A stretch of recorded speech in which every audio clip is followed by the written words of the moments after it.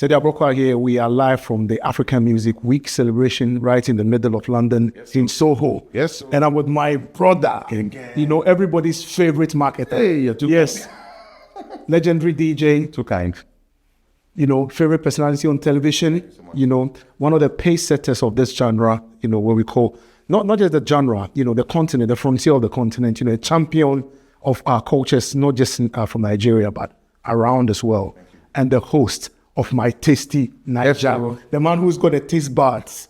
My tongue has changed. Your tongue has changed. From yours, it's very, very different. I have 4 layers. I was on a panel with you today, yes, talking about Afrobeat, and then where, you know, we did touch on a few things that, you know, you can check out on the African Music, you know, Summit pages. You have a lot of things. But what is your reflection today? What was been a standout for you? I think I need to be having these conversations.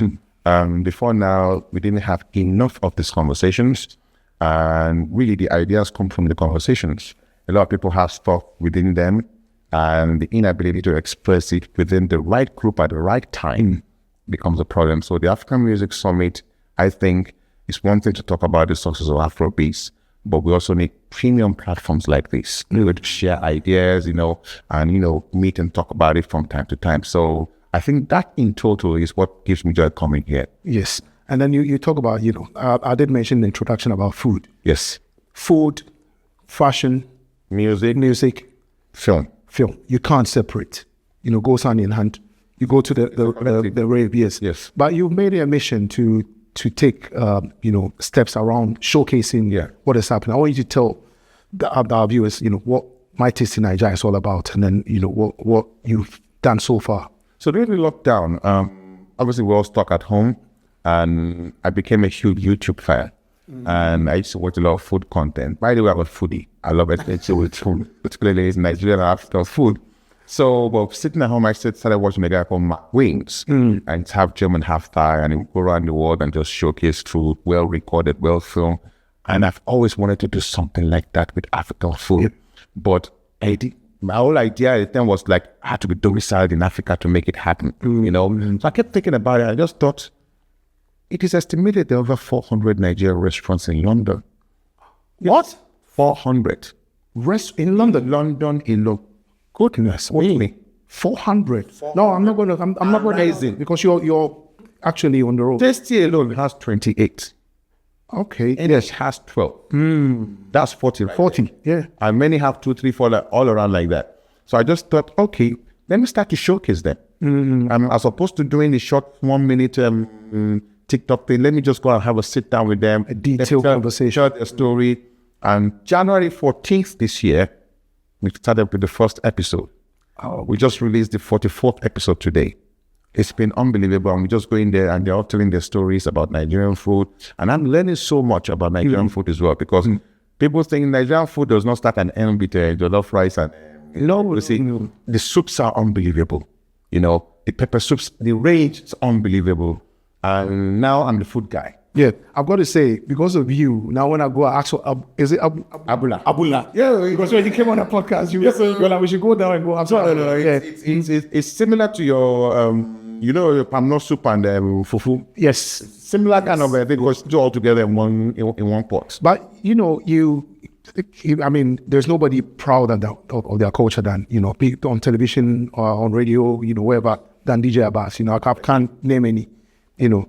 There's a few out there like that, you know. But my question is that, what food has surprised you that is being prepared in these our restaurants that you never knew probably is there or exists? So, one of our most popular episodes, you know, pounded yam. The truth is, what we call pounded yam that we eat in this country, it's not pounded yam. What is it? Because what you see here is they sell it as flour. When you go into a store and you see a 1 pound, they give you a bag of flour. And then you now go and turn that flour in water in heat, and then it solidifies the dough. And then they call it pounded yam. That is not pounded yam. What is it?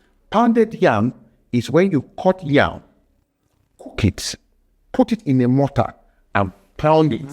Just like you do with a fufu. You pound it. That is pounded yam. However, in the diaspora, this thing started with the diaspora. Some people just thought, okay, let's create our own type of pounded yam. But you see, when you break down that flour, the percentage of yam in most of them is 15%. 50%. What we call farina, they add potato mash, they add everything together, and then they started selling that. People were buying, and over a period, it became a culture. You get it? So people, but then one lady in this lot actually does the pounded yam. There's an actual lady as well in that who does the fufu pounding. You get it? It tastes different though. Absolutely. Now, she charges almost double it, but the queue, because you are actually getting the actual, because look at it, it's not very profitable, because if you buy 5 tubers of yam, the chances are 2 are spoiled. Oh yeah. How much are you going to get from? So economically, but for those who want that authentic taste, they pay for it. Premium. You get premium. So that one is one that I saw, because it's not easy. My brother, have you tried to pound Fufu, yeah. just for 5 minutes? My brother, You get a muscle plus rough and hands. to do it commercially. Yeah. It's a lot. So that one has surprised me. That's an interesting one. DJ Abass, I know you do things with intention.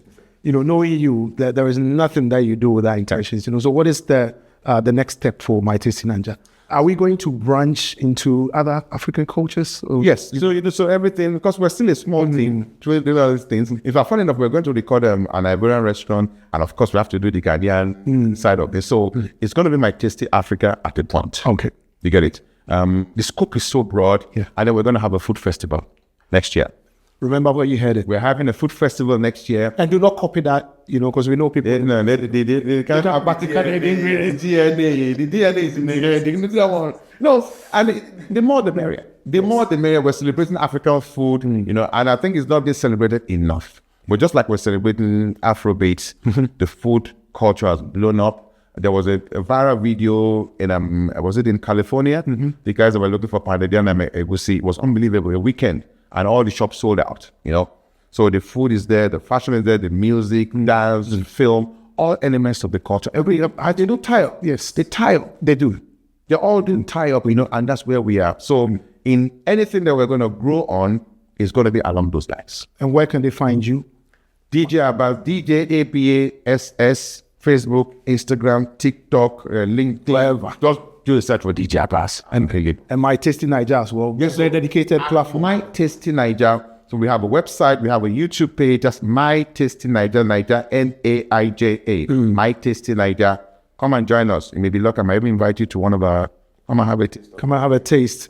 My honorary Ghanaian brother. Yes, massive. That's catch me there. Yes. Nice one. Thanks, bro. Thank you. Bless up. Yes, so